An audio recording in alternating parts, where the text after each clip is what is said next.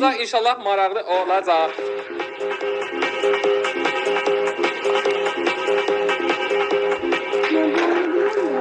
Gəldi, buraların sağının yiyəsi gəldi, xarabanın yiyəsi gəldi, tək yiyəsi. Lütfen fonoqrama da imzalayın. Okey. Oyunu oynuyordum ya. Hiç hareket edemedim. Oyun bug'a girdi sanırım orada. Sıktım girdim. Hala dolmadı. İmzalayırıq. Burada bizdə bir dənə sənət var. Bu bizim ümumi fərmanımızdır. Bunu imzalasaq deyirik ki, yəni mən nəzərə alıram ki, mən əncir ola bilərəm da buradan çıxanda. Biz onu nəzərə alıb giririk bura. Ona görə ad qoymalıyıq. Adımı Tuman qoyuram hər ehtimala qarşı.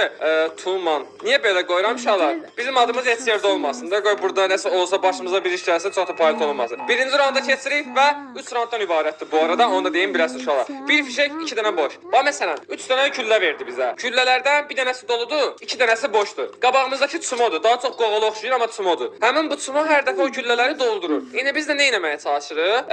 Bir dənə dolumuz var, 2 dənə boşumuz, düzdürmü? Randomdur. Ya özümə şey eləyə bilərəm, ya ona vura bilərəm də, bildiniz nətə? Bir dənə də doludur axı. İndi görəsən bunun içi boşdur yoxsa doludur? Məncə boşdur deyib özümə vururam. Boş olacaq olsa, mən bilirəm. Qorxdum ya. Tamam, boş çıxdı. İndi qaldı 2 dənə, düzdürmü? Biri boş idi. İndi bu 100% dolu olacaq. Bir dənə boş, bir dənə dolumuz var. Tamam, altını, elə bundan da altını qoyduq YouTube. Bu bir sən nə deməkdir? Bax görəcəksiniz. Görsünüz onu, o mənə dəyəcək.